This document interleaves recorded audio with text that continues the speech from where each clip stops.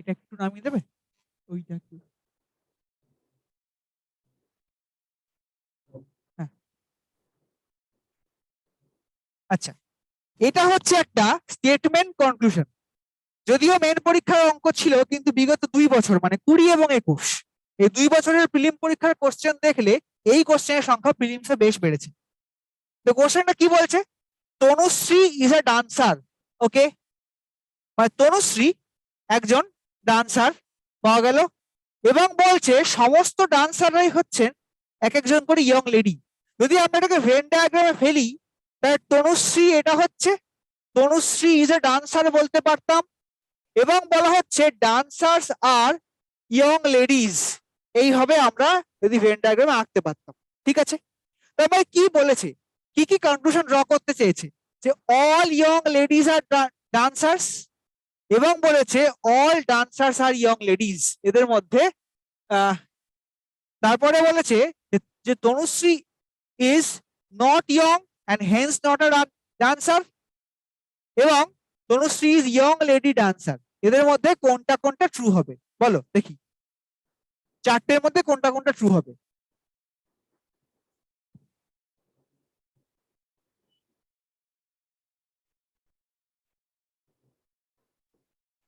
দেখো, একটা কথা বলে দিই, যখনই আমরা ভেন ডায়াগ্রামের অঙ্ক করব, ভেন ডায়াগ্রামের বাইরে একটা অঙ্ক আছে যাকে বলা হয় সিলোজিজম।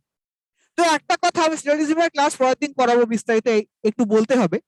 তো এখানে একটা বক্তব্য মাথায় রাখবে, যে যে কোনো অঙ্কে যদি কোনো পজিটিভ কথা লেখা থাকে, সেখান থেকে কোনোদিনও নেগেটিভ কথা মানে উত্তর আসে না। মানে আমি একবার হ্যাঁ বলে দিলাম, হ্যাঁ পরিপ্রেক্ষিতে আমি কিন্তু তাকে কাউন্টার করে না বলতে পারি না। প্রমাণ দেখো, এখানে কোথাও, এখানে কোথাও নো শব্দটা উচ্চারণ করা আছে প্রথম 2 লাইনে? নেই কিন্তু। সব জায়গায় ইয়েস ইয়েস শব্দটাই আছে, একটা অ্যাফার্মেটিভ সেন্স আছে। কিন্তু সরি, কিন্তু অপশন সিটাকে ভালো করে দেখবে, এই গোটা অপশনটার মধ্যে নেগেটিভ সেন্স কাজ করছে। দেখো, Tanushree is not young dancer, Tanushree is not a dancer, মানে সব জায়গায় নট নো সাম নট এইসব কথা লেখা আছে। তাহলে একদম যে সিলোজিজমের প্রথম এবং ফার্স্ট এন্ড ফরমোস্ট রুল, যে যদি কোনো অ্যাফার্মেটিভ বা পজিটিভ স্টেটমেন্ট দেওয়া থাকে, সেখান থেকে কোনো রকম নেগেটিভ কনক্লুশন আমরা ড্র করতে পারি না। তাহলে সেই গ্রাউন্ডে চোখ বন্ধ করে অপশন সি কে আমরা বাদ দিতেই পারি, কারণ এখানে কোনো নেগেটিভিটির জায়গা নেই। আচ্ছা, এবারে দেখি কি বলছে। বলছে অল ইয়ং লেডিজ আর ডান্সার্স। আচ্ছা, দেখো আমি একটা ফর্মুলা তোমাদেরকে শেখাই। প্রথম ফর্মুলা, যদি লেখা থাকে যে অল এ ইজ বি, এটা হচ্ছে আমার স্টেটমেন্ট। তাহলে মানে কি? অল এ ইজ বি, মানে বি, বি এর মধ্যে এর সমস্ত পার্টটা লুকিয়ে আছে। তাহলে সেখান থেকে আমরা কনক্লুশন কি কি ড্র করতে পারি? অল এ ইজ বি, এটা আমরা ড্র করতে পারি, পারি তো? সাম এ ইজ বি বলতে পারি, হ্যাঁ কি না?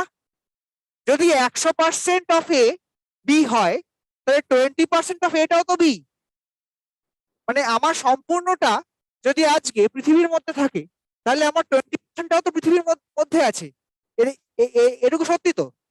ক্লিয়ার আসানসোল? মনে করো এই পার্টটা, এই বাক্সটা এই একটা বড় বাক্সের মধ্যে ঢোকানো আছে। তাহলে এই ছোট বাক্সের 100%টা is a part of the বড় বাক্স। তাহলে ছোট বাক্সের এইটুকু অংশটাও তো পার্ট অফ দ্য বড় বাক্স। সেটাকে কি আমরা ডিনাই করতে পারি? তো সেই গ্রাউন্ডটাই হচ্ছে অল এ ইজ বি এবং সাম এ ইজ বি।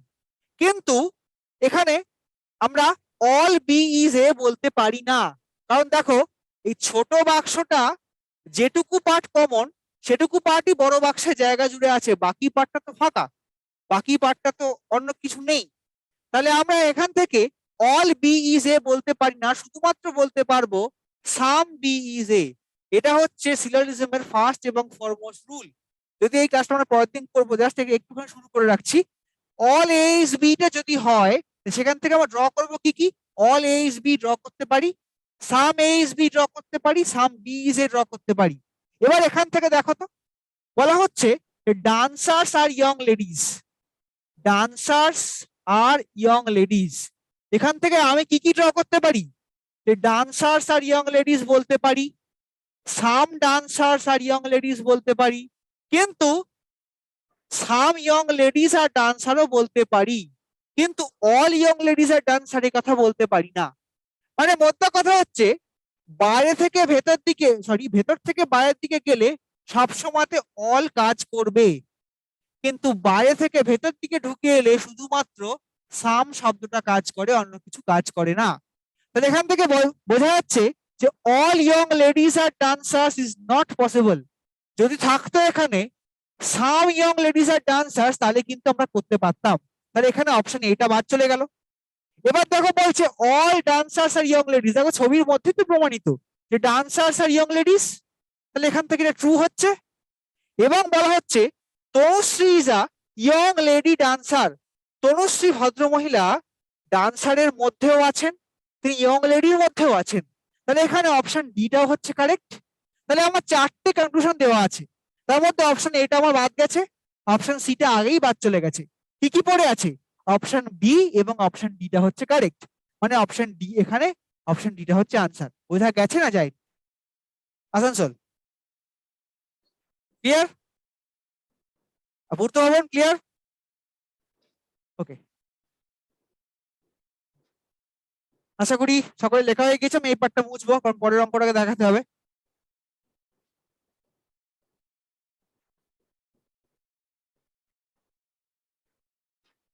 আচ্ছা, এবারে বলা হচ্ছে যে an evening before sunset, two friends Ajoy and Amol were talking to each other face to face. Amol's shadow was exactly to his right side. Which direction was Ajoy facing? কি হবে উত্তর? একটু একটু ট্রাই করা যাক।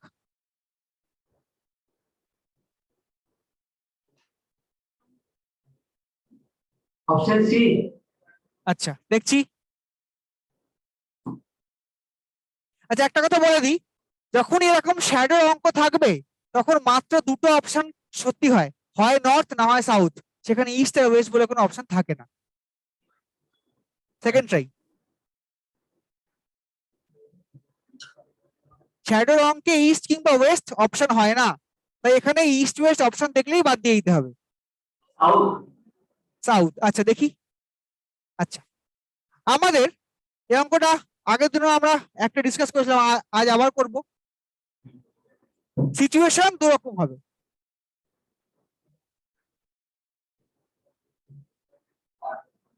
Situation দুরকম হবে। একরকম হচ্ছে যে সূর্য সকালবেলা কোন দিকে ওঠে? পূর্ব দিকে। আর বিকেল বেলা অস্ত কোন দিকে যায়? পশ্চিম দিকে। তো সূর্য যখন যেদিকে থাকবে মানুষের ছায়া তখন তার বিপরীত দিকে পড়বে। তাই সকালবেলা সূর্য যখন পূর্ব দিকে তখন মানুষের ছায়া পড়ছে পশ্চিম দিকে, এবং বিকেল বেলা সূর্য যখন পশ্চিম দিকে মানুষের শ্যাডো পড়ছে ইস্টার্ন সাইডে বা পূর্ব দিকে। এটুকু হচ্ছে আমার কাছে কনসেপ্ট। এবং শ্যাডো অঙ্কের ক্ষেত্রে ইস্ট এবং ওয়েস্ট কেন ডাইরেকশন থাকে না? কারণ সেটা সূর্যের দিক। আমি সেই জন্য শ্যাডোর অঙ্কের ক্ষেত্রে দুটোই ডাইরেকশন হয়, নর্থ এবং সাউথ। তাহলে এখানে আমরা, এখানে বলেছে একটা কনসেপ্ট দেখো, talking to each other face to face, মানে এইভাবে দাঁড়িয়ে গল্প করছে, মুখোমুখি দাঁড়িয়ে গল্প করছে। তো এবার এখানে ফর্মুলা কি করে হবে? এখানে যদি আমরা সানরাইজ ধরি একটা ফর্মুলা, আর একটা ফর্মুলা ধরবো সানসেট। এখানে লিখবো ফেস, এখানে লিখবো শ্যাডো, এখানে লিখবো ফেস, এখানে লিখবো শ্যাডো। ওকে, তো সকালবেলায় যদি আমরা নর্থে ফেস করে দাঁড়িয়ে থাকি তাহলে শ্যাডো আমার কোন হ্যান্ডে পড়ে, লেফট না রাইট? এটা আগে বলো। সকালবেলায় ফেসিং নর্থ, শ্যাডোটা পড়েছে ওয়েস্টার্ন সাইডে, তো মানে কোন হ্যান্ডে পড়বে, লেফটে না রাইটে? আসানসোল সকালবেলায় ফেসিং নর্থ, শ্যাডো পড়ছে লেফট না রাইটে, কোন হ্যান্ডে পড়বে?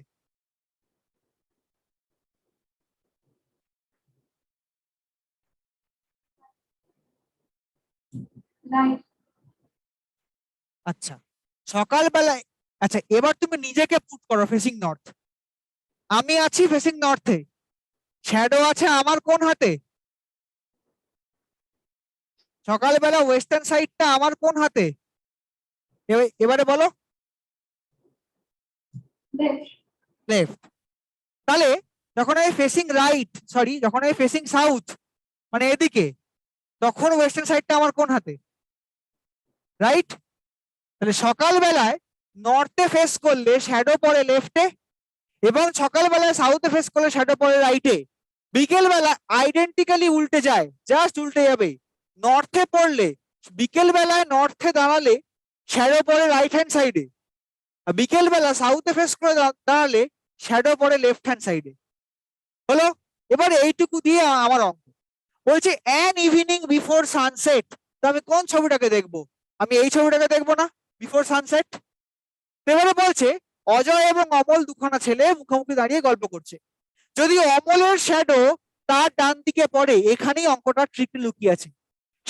যারই শ্যাডো পড়ুক না কেন, যার ডান দিকে বা বাঁ দিকে পড়বে তারটা আগে ডাইরেকশন বার করতে হয়।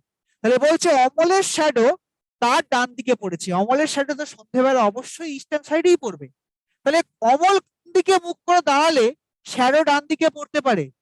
কি হবে উত্তর? অমল কোন দিকে ফেস করলে শ্যাডো ডান দিকে পড়তে পারে?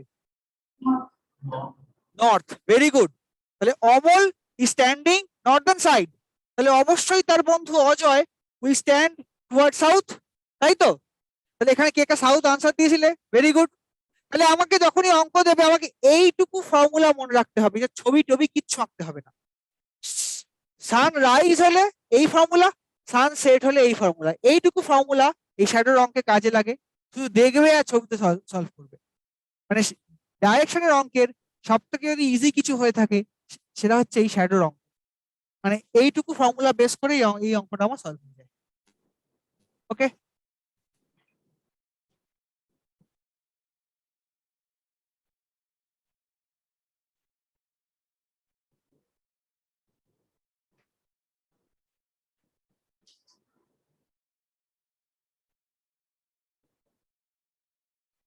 ঠিক আছে, হয়ে গিয়েছে। নেক্সট প্রবলেমে যাই।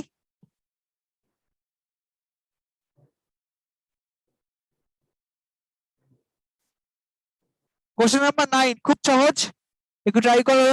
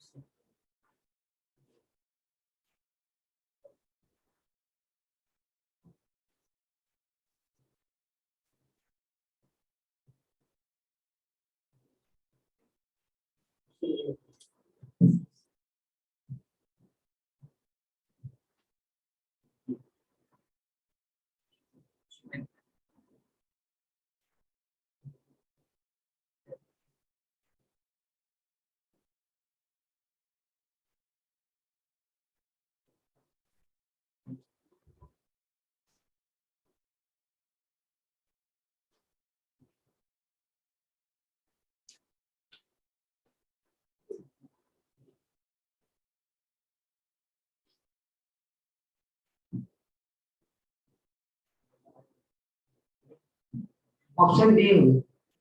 Option D, Delhi. হ্যাঁ, হ্যাঁ ঠিক আছে, আই থিংক সো, ঠিকই আছে। হ্যাঁ হ্যাঁ। আচ্ছা, এখানে অঙ্কটার মধ্যে কিন্তু হাতি ঘোড়া কোনো কোডিং নেই, জাস্ট দেখে দেখে সলভ করতে হবে। আমি আগে এটা লিখে নিই যা জানতে চেয়েছে। 7 4 5 2 6 8 ওকে। এখানে 7 মানে বলছে পি, লিখলাম। 4 মানে বলেছে আর, তাহলে পি আর দিয়ে শুরু হবে, সবকটাই পি আর দিয়ে আছে। আচ্ছা, 5 মানে বলেছে ও, তাহলে পি আর ও, ঠিক আছে। 2 2 মানে এখানে বলা হয়েছে সি, তাহলে পি আর ও সি, তাহলে এখান থেকে অপশন সি এবং অপশন এটা বাদ চলে গেল। 6 6 মানে বলা হয়েছে ই। আচ্ছা, 8 8 মানে বলা হয়েছে এস, আমার double S, very good. Option D process. তার মানে আমাকে এখানে একটা কোডিং টিকোডিং দেওয়া হয়েছে, কিন্তু জাস্ট দেখে দেখে সলভ করতে বলা হয়েছে, আর কিন্তু কিচ্ছু নেই।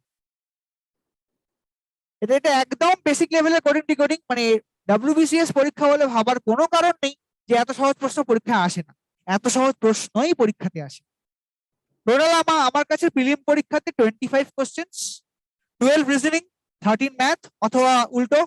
তার মধ্যে কিন্তু বিলিভ মি 9টা অঙ্ক থাকে ভেরি ইজি, 3টে থেকে 4টে অঙ্ক থাকে, 4টে প্রবলেম থাকে টাফ। তো চয়েস ইজ ইয়ার্স। প্র্যাকটিসটাকে আমাদের 9টার জন্যই করতে হবে, বাকিটা তুমি যত বেশি এফিশিয়েন্ট হবে তার উপর সলভ হবে। তো কোশ্চেন নাম্বার 10 একটু ট্রাই করো।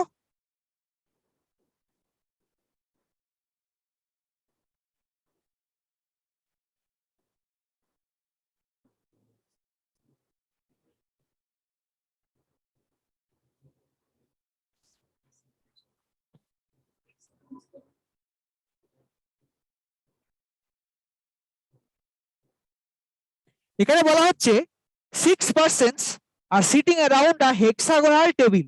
যখন বলে দেবে না যে সিটিং সেন্টার বা সিটিং আউটসাইড, তখন আমাকে বাই কনভেনশন ধরে নিতে হবে এভরিবডি ফেসিং সেন্টার। এটা হচ্ছে এই সিটিং অ্যারেঞ্জমেন্টের নিয়ম, ঠিক আছে। এবারে বলা হচ্ছে Arup is seated opposite Bilal who is between Chirag and Derek. তাহলে মনে করছি বিলাল বসছে এখানে এবং অরূপ বসছে তার তার অপোজিটে, পেলাম। হু বলতে কাকে বোঝাচ্ছে? কমার আগে যার নাম আছে তাকে বোঝাচ্ছে, মানে বেলাল এই শব্দটার সঙ্গে হুটা আছে, ঠিক আছে। তাহলে বিলাল বসছে কোথায়? চিরাগ এবং ডেরেকের মাঝখানে। এইখানে একটা ছবিটায় কনফিউশন তৈরি হচ্ছে যে কে বসবে কোথায়। তাহলে এখানটায় বসছে বিলাল, এখানটায় বসছে অরূপ। এবার চিরাগ এবং ডেরেকের মাঝে বিলাল বসছে। চিরাগ এবং ডেরেক এভাবে বসতে পারে, ডেরেক এবং চিরাগ এভাবেও বসতে পারে। এনি এনিওয়ান, আমি কিন্তু জানি না কে কোথায় বসবে। এবারে বলা হচ্ছে Arup is between Ella and Faruk. তাহলে অরূপ ইজ বিটুইন, অরূপ বসছে এলা এবং ফারুক। তাহলে এখানে এভাবে হতে পারে ফারুক এবং এলা, দুটোই possible. Arup is between between Ella and Farooq. এবারে বলা হচ্ছে Ella is to the left of Derek. Ella is to the left of Derek. এবারে বলো কোন ছবিটা কারেক্ট হবে? সি চিরাগ। আচ্ছা দেখে নিচ্ছি। Ella is to the left of Derek বলা আছে। তো যদি ডেরেক এখানে বসে, যদি ডেরেক এখানে বসে, তাহলে এদিকটা হচ্ছে আমার লেফট হ্যান্ড সাইড, তাহলে আমার এদিকে এলা বসা পসিবল। কিন্তু যদি ডেরেক এদিকে বসে, তাহলেও কিন্তু এদিকটা হচ্ছে লেফট হ্যান্ড সাইড, তাহলে Ela is to the left of Derek. এটা এটা এখান থেকে হচ্ছে, মানে দুখানা ছবিতে কিন্তু আমি এটাকে ইয়েস বলতে পারছি, কারণ এদিক দিয়ে লেফট হ্যান্ড সাইডে পেতে পারি, আবার আমি এদিক দিয়েও লেফট হ্যান্ড সাইড পেতে পারি, ঠিক আছে। আচ্ছা, এবারে বলছে which of the following pairs is facing each other. তো কোনটা কোনটা হবে দেখি। এলা এবং ফারুক ইচ আদার হচ্ছে না, তাহলে এখানে অপশন এটা বাদ গেল। ডেরেক এবং এলা, ডেরেক এবং এলা ইচ আদারে ফেস টু ফেস বসেছে, ভালো করে দেখবে। ডেরেক এবং এলা ইচ আদারে ফেস টু ফেস করছে। চিরাগ এবং এলা কিন্তু ফেস টু ফেস হচ্ছে না, তাহলে অপশন সিটা বাদ। এবং চিরাগ এবং ডেরেক তারাও কিন্তু ফেস টু ফেস কেউ নেই, তাই অপশন ডিটা বাদ। তো অপশন বি হচ্ছে আনসার। ডেরেক এবং এলা এরা হচ্ছে ফেস টু ফেস, মুখোমুখি বসেছে। দেখো, ঠিক যেমন অরূপ এবং বিলাল মুখোমুখি ছিল, সেরকম ডেরেক এবং এলা মুখোমুখি ছিল। ওকে, ক্লিয়ার? আসানসোল বোঝা গিয়েছে? বোধহয় সি আনসার করেছি এটা।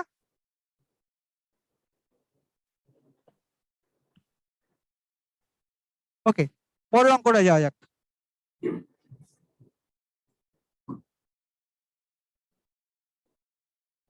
প্রথম অঙ্কটা ট্রাই করো, তারপর আমি ততক্ষণে পরের ছবিটা এঁকে নিই।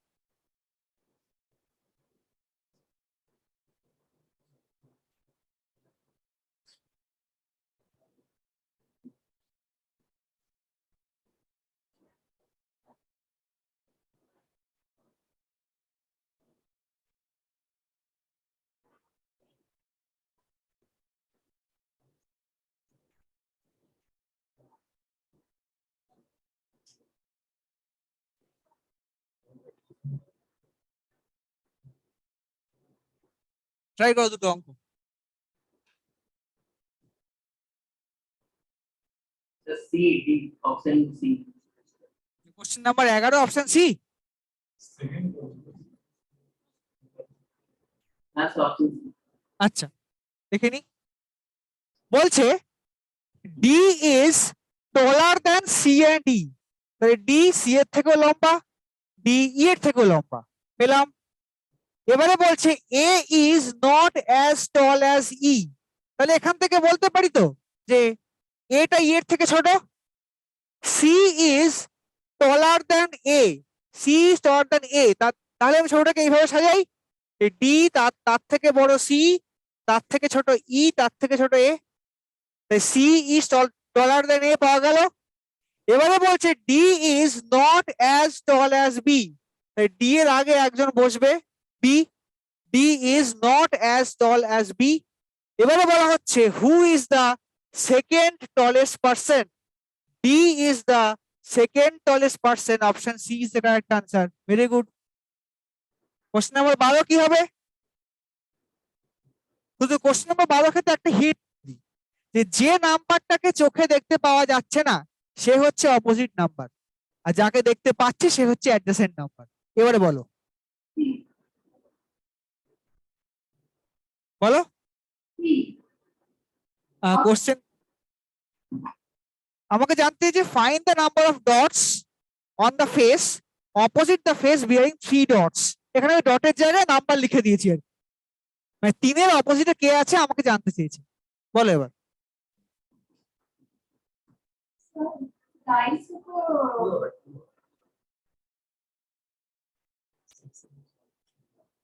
বলো কি বলছো বলো। ডাইসে তো আপনার অপোজিটের যে নাম্বারগুলো থাকে সেগুলো যোগ করে 7 হয়। যোগ করলে 7 হয়, কিন্তু সেটা একদম মানে পার্টিকুলার রিয়েল লাইফ ডাইসের ক্ষেত্রে সেরকম ডাইস সবসময় খুব একটা পাওয়া যায় যায় না। মানে ওটা বেসিক্যালি থিওরি। Okay sir. মানে মোদ্দা কথা ডাইস গুলো মানে নিয়ম হচ্ছে 1+6 হতে হয়, 5+2 হতে হয়, 3+4 হতে হয়, বাট রিয়েল লাইফ ডাইস এরকম হয় না। এটা হচ্ছে সেই আদর্শ গ্যাসের মতো ব্যাপার, মানে আদর্শ গ্যাস বলে কিছু হয় না সেরকম জিনিস। তো ডাইসের ফার্স্ট এন্ড ফরমোস্ট রুল হচ্ছে যে নাম্বারটাকে আমি পাশে চোখে দেখতে পাবো সেটা হচ্ছে অ্যাডজেসেন্ট নাম্বার, যে নাম্বারকে দেখতে পাবো না সেটা হচ্ছে আমার এখানে অপোজিট নাম্বার। তাহলে আমাকে জানতে চেয়েছে 3 এর অপোজিটে কে আছে। তো ছবিটা ভালো করে দেখি, 3 এর সঙ্গে প্রথম ছবিতে আমি দেখতে পাচ্ছি 1 এবং 4 কে, তাহলে তারা অপোজিট হতে পারছে না। আবার 3 এর সঙ্গে পরের ছবিতে দেখতে পাচ্ছি 5 এবং 6 এ, তো তারাও অপোজিট হতে পারছে না, দে আর অল অ্যাডজেসেন্ট নাম্বারস। তো এখানে একটাই নাম্বার আমার এখানে মিসিং, সে নাম্বারটা হচ্ছে 2। তো এই অঙ্কের ক্ষেত্রে option B 2 is the opposite number. মানে এইটুকুই সহজ অঙ্ক পরীক্ষাতে আসে, বিলিভ মি, এই সহজ অঙ্ক একদম বেসিক ফান্ডার উপরে বেস করে, মানে ওই এটাকে 3 বার ঘোরাও 4 বার ঘোরাও ঘুরিয়ে কত আসবে এই লেভেলের শক্ত অঙ্ক পরীক্ষাতে আসে না। প্রিভিয়াস পরীক্ষাতে ডাইস থেকে এই সহজ অঙ্কটাই পরীক্ষাতে আসে, যখন আমরা মেন পরীক্ষা দেবো তখন তার অন্যরকম লেভেল আছে, ভাগ আছে, সব আছে, কিন্তু প্রিলিম পরীক্ষাতে মানে অন্তত 1 বছর অন্তর অন্তর ডাইসের অঙ্ক পরীক্ষাতে আসে এবং এই অঙ্কটা এই টাইপের অঙ্কগুলি পরীক্ষাতে আসে। ঠিক আছে, দেখি পরের অঙ্ক কি বলছে।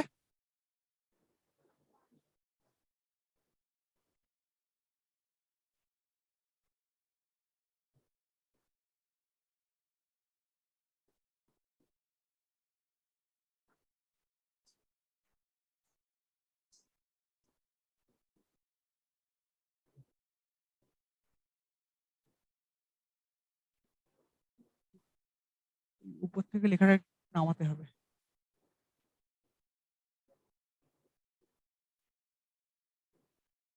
কি তলায় পাঠিয়ে দেবো?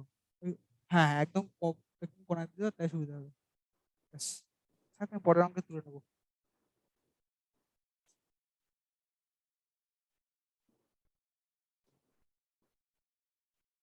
আচ্ছা, এখানে বলা হচ্ছে the letters L M N O P Q R S N T in their order are submitted by 9 integers 1 to 9।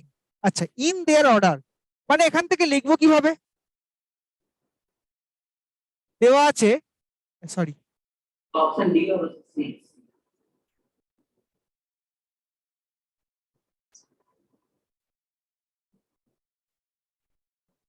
হ্যাঁ দেখে নিচ্ছি, এই একটু একটু তোলো।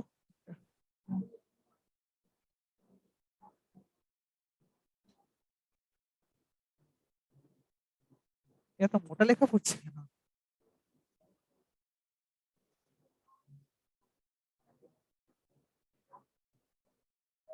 হুম, আচ্ছা, তো দেওয়া আছে L M N O P Q R S T. এবার বলছে যে 1 থেকে 9 পর্যন্ত এখানে দেওয়া আছে, কিন্তু not in that order. Fine. এবার বলছে 4 is assign to P, P কে দেওয়া হয়েছে 4। তারপর বলছে the difference between P and T is 5। তো পি এন্ড টি এর মাঝে ডিফারেন্স যদি 5 হতে হয়, তো টি কে অবশ্যই 9 হতে হবে। মানে পি এর কোড বলছে 4 এবং পি এবং টি এর মাঝের গ্যাপটা হচ্ছে 5। তো পি এবং টি এর মাঝের গ্যাপ কখন 5 হতে পারে? যখন টি কে আমি 9 নম্বর পাই। এবারে বলছে ডিফারেন্স বিটুইন এন এন্ড টি হচ্ছে 3। তাহলে টি আমি জানি 9, তাহলে এন কত হবে? এন হতে হবে 6, তবেই তো আমি 3 পাবো। 9 - 6 তবে 3 পাবো। তো জানতে চাওয়া হয়েছে যে what is the integer assign to N. N এর সঙ্গে আমি 6 কে অ্যাসাইন করেছি, অপশন ডি হচ্ছে আনসার। ঠিক আছে, একদম সহজ অঙ্ক। মানে আমাকে এখানে কিছু কোডিং দিয়েছে, যে বলেছে যে পি এর কোড 4 এবং টি এর সাথে পি এর গ্যাপ হচ্ছে 5। ওকে, এবারে বলছে যে পি এবং টি এবং ডিফারেন্স বিটুইন এন এবং টি হচ্ছে 3। টি যদি 9 হয় তাহলে এখানে এন কত হবে? 6 হবে, এবং এটাই আমার কাছে জানতে চাওয়া হয়েছে। এবার 14 নম্বর অঙ্কটা একটু ট্রাই করো। এখানে একটা গুণ করতে দেওয়া হয়েছে, কিন্তু অঙ্কটাকে একটু সাবধানে দেখে করতে হবে।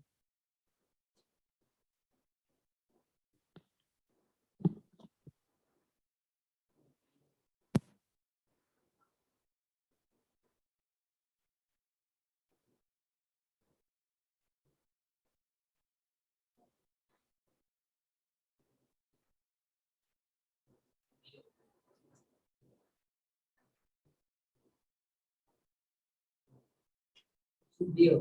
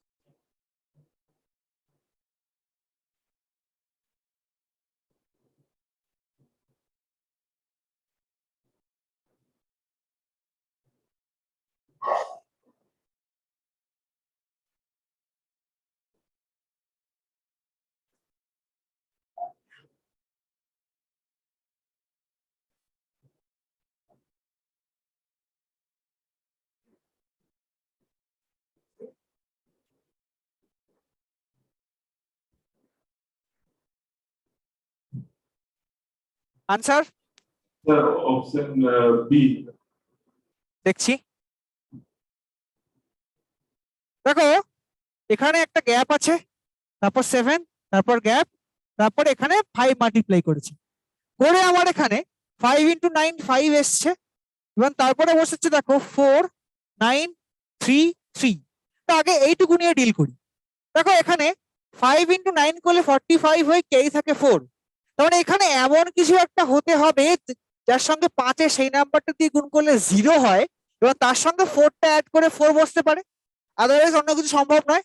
তো 5 এর সঙ্গে কত গুণ করলে লাস্টে 0 হতে পারে? 2 গুণ করলে 0 হতে পারে, 4 মাল্টিপ্লাই করলে 0 হতে পারে, 6 এবং 8 এইগুলো মাল্টিপ্লাই করলে 0 হওয়া সম্ভব। তাহলে অপশনে কি কি আছে একবার দেখি। মানে আমাকে এই লাস্ট নাম্বারটাকে 2, 4 এবং 6 8 এর মধ্যেই হতে হবে, তাই তো?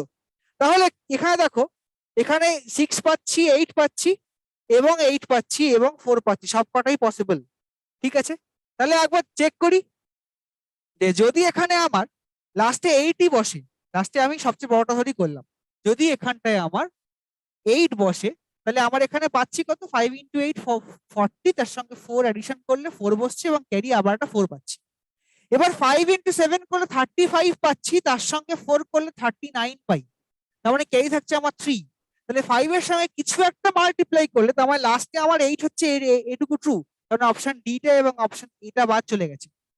তাহলে 5 এর সঙ্গে কিছু একটা মাল্টিপ্লাই করলে আমার 33 আসতে হবে। কত হতে হবে সেই নাম্বারটা?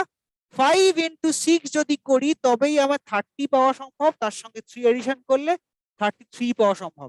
তার মানে এখানটাতে আমাকে অবভিয়াসলি 6 হতে হবে, তবে আমি এখানে 5 × 6 30 প্লাস 3 করে 33 পাবো। তার মানে এখানে অপশন হচ্ছে বি। ভেরি গুড, কি একটা আনসার দিয়েছিলে, ভেরি গুড। ঠিক আছে, এই অঙ্কগুলো হচ্ছে একদম পিওরলি অ্যারিথমেটিক্যাল রিজনিং, কিন্তু একটু ট্রায়াল এন্ড এরর মেথড, মানে প্রতিটা অপশন আমাকে চেক করে করে দেখতে হবে। ওকে।